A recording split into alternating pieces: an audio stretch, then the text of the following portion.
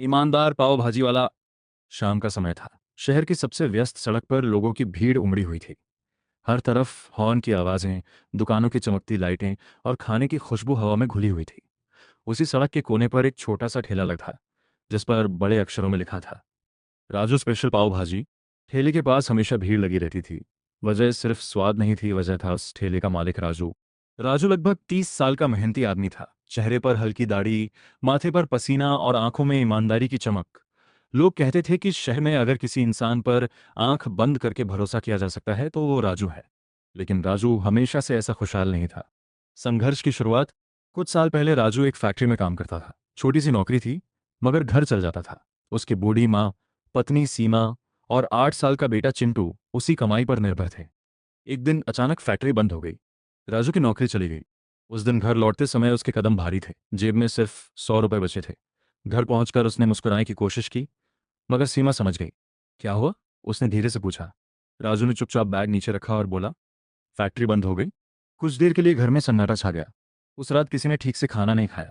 लेकिन अगले ही दिन राजू सुबह जल्दी उठा। उसने हार मानने के बजाय काम ढूंढना शुरू कर दिया। कई जगह गया, मगर नौकरी नहीं मिली। एक दिन उसने देखा कि सड़क किनारे एक बूढ़ा आदमी पाव भाजी बेच रहा है और उसकी दुकान पर अच्छी भीड़ है। तभी राजू के मन में विचार आया, अगर मैं भी मेहनत से खाना बेचूं तो शायद घर चल जाए। उसने अपनी माँ के पुराने गहने गिरवी रखे और एक छोटा सा ठेला खरीद लिया। शुरुआत आसान नहीं थी। पहले दिन सिर्फ 3 प्लेट बिकी, दूसरे दिन 5।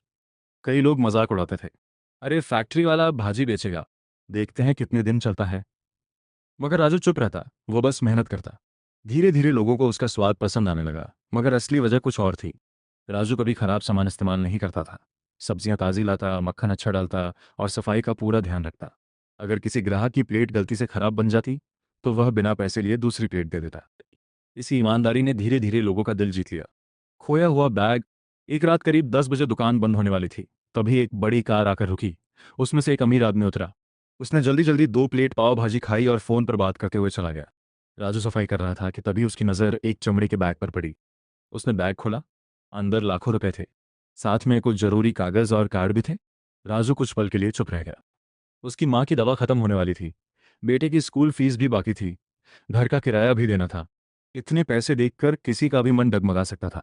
तभी उसके दोस्त पप्पू ने कहा, अरे भाई, भगवान ने मौका दिया है, रख ले पैसे।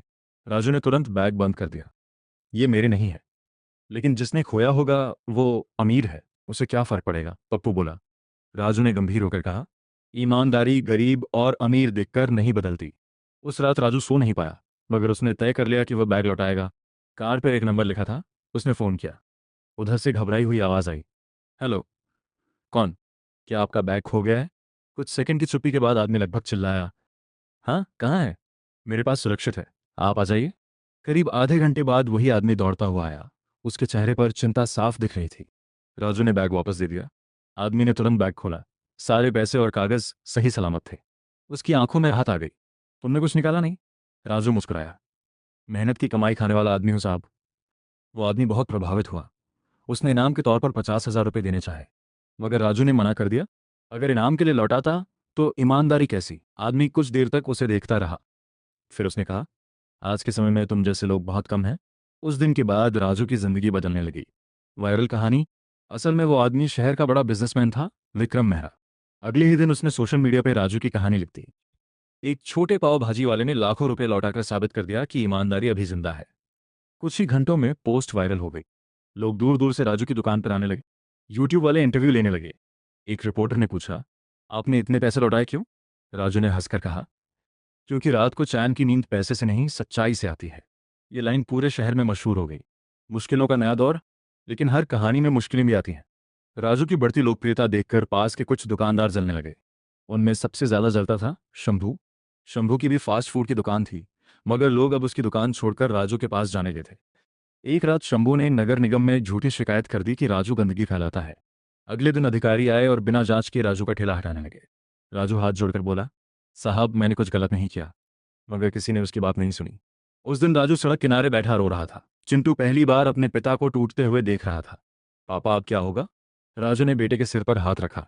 सच्चाई देर से जीतती है बेटा, लेकिन जीतती जरूर है। उसी समय अचानक कई लोग वहां आ गए। वे वही ग्राहक थे जो रोज राजू के यहाँ खाते थे। एक बुजुर्ग बोले, अगर राजू की दुकान हटेगी तो हम सब विरोध करेंगे। धीरे धीरे भीड़ बढ़ने लगी। किसी ने वीडियो बना लिया, मामला फिर सोशल मीडिया पर फैल गया। नगर निगम को दोबारा जांच करनी पड़ी। जांच में पता चला कि शिकायत झूठी थी। उल्टा शंभू की दुकान में गंदगी निकली। राजू का ठेला वापस लग गया। उस दिन पूरा बाजार तालियों से गूंज उठा। सबसे बड़ा इम्तिहान। कुछ महीनों बाद विक्रम मेहरा फिर राजू के पास आया। इस बार उसके पास एक बड़ा प्रस्ताव था। मैं तुम्हारे नाम से पूरे शहर में रेस्टोरेंट खोलना चाहता हूं। राजू हैरान रह गया। लेकिन एक शर्त है, विक्रम बोला। क्या? सस्ता मक्खन और घटिया सामान इस्तेमाल करना होगा, तभी ज्यादा मुनाफा होगा। कुछ पल के लिए राजू चुप हो गया। इतना बड़ा मौका, गरीबी खत्म हो सकती थी, बेटे का भविष्य बन सकता था। मगर फिर उसने अपनी भाजी की तरफ देखा।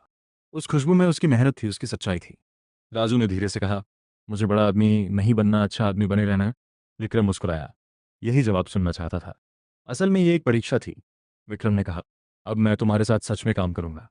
कुछ महीनों बाद शहर में पहला राजू ईमानदार पाव भाजी रेस्टोरेंट खुला। उद्घाटन के दिन बहुत भीड़ थी। राजू की मां की आंखों में आंसू थे। सीमा गर्व से मुस्कुरा रही थी। और चिंटू अपने दोस्तों से कह रहा था, ये मेरे पापा का रेस्टोरेंट है। कहानी का अंत। सालों बाद भी राजू नहीं बदला। वह आज भी कभी कभी खुद ठेले पर खड़ा होकर भाजी बनाता था। एक दिन एक छोटा लड़का उसके पास आया और बोला, अंकल, लोग आपको इतना पसंद क्यों करते हैं? राजू मुस्कुराया और बोला, क्योंकि खाने में सिर्फ मसाले में ही इंसान का चरित्र ढलता है। लड़का उसकी बात पूरी तरह समझ नहीं पाया, मगर मुस्कुरा दिया। और राजू फिर से गर्म तवे पर मक्खन डालते हुए पाव सेकने लगा। उस तवे से उठती खुशबू सिर्फ पाव भाजी की नहीं थी। वो खुशबू थी मेहनत, सच्चाई और ईमानदारी की।